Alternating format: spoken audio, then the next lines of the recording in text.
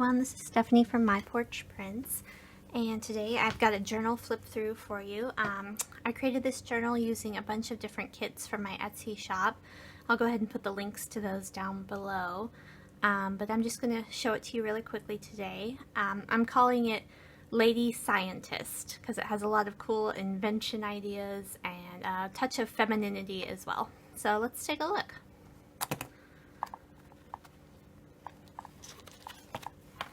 I did kind of a corset style page here, and it's a neat little tuck spot for cards and things. And like I said, a lot of these are made from kits and printables in my Etsy shop. But you can see they come with lots of neat little tuck spots, little mini booklets. It's just kind of a fun theme for a journal. I had a good time creating it. And it even comes with a few little moving parts.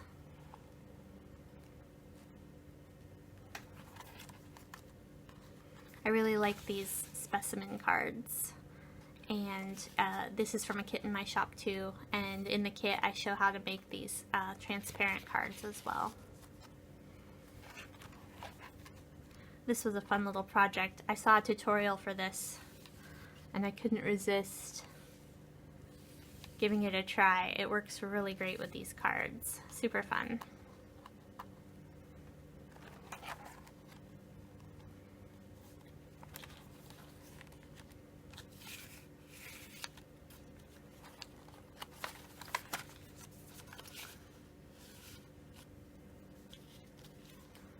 Just a really cute little inventor theme. And I like kind of the little feminine touches as well.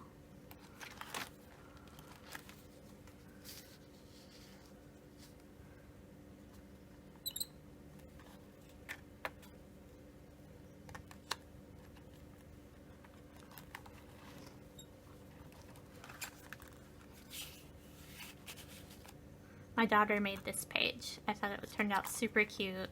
She said, I was only going to use a few pearls, but then I decided I needed more. And this is also a tuck spot for a little card.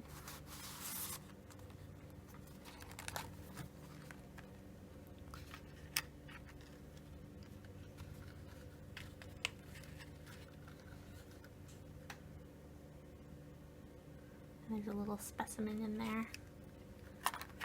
So that's it, just a really fun, cute theme for a journal.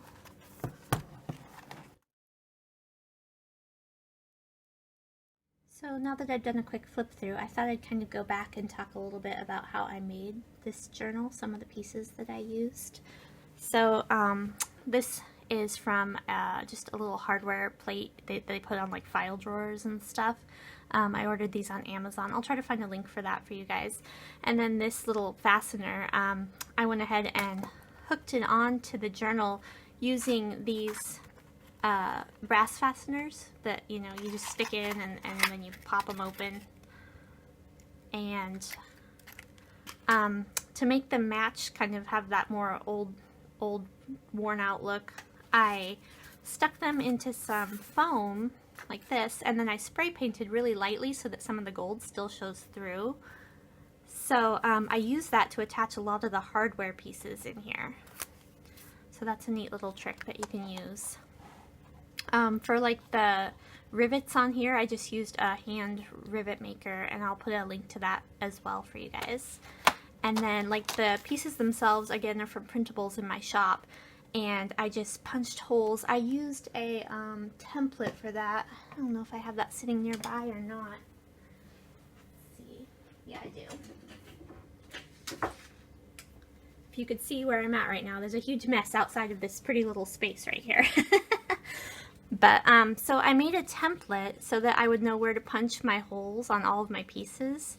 So what I do is I just decide how far apart I want the holes and things, and I create this kind of little template out of cardstock, and then I put it on each piece, and I find where the edges are. I marked them with some lines, and then that way I know where to punch my holes each time so that my pages are even.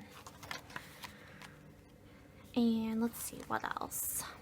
These are just, I think I got these at Walmart in the like button section. They were by the buttons by the fabric. So they're just these cool little plasticky steampunk gear pieces. And trying to think what else might be of interest to everyone. Oh, so the tutorial for this, I'll try to find it and post it for you guys. I love doing this. I don't know why. I think I could do this all day. It's so cool and simple, and it's just basically folding a piece of paper into like 1/4 inch pieces, and then you glue a card to each piece. I'll try to find the tutorial so I can explain it better, but it's actually pretty simple to do. And then these are just like cabochons that I bought on Amazon again, and chain. And then these little fasteners also, they work kind of like these. You punch them through and then you pull the sides apart, and that's how they stick on. So I'll try to put links to all this stuff below. Let's see what else. This little guy was just an old hinge that I had, and again I used my spray painted fasteners to attach it. And same thing with this guy up here. I went ahead and just attached a real piece of hardware. I love that it squeaks. I don't know, it's just kind of fun. But, and then these were, oh, my daughter gave me a kit with some like Victorian style buttons and charms and things, so that's what this came from. I'm not sure where she got that, I'm sorry. That's that's what my daughter used to make this fun page that she created. Oops. With all these little fun little pieces. So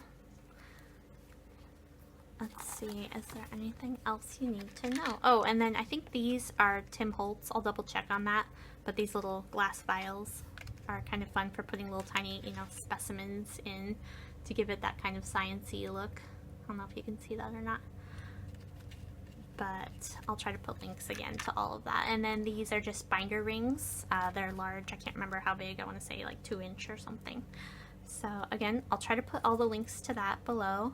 And then to close it, I just went ahead and attached some lace with more of my little fasteners.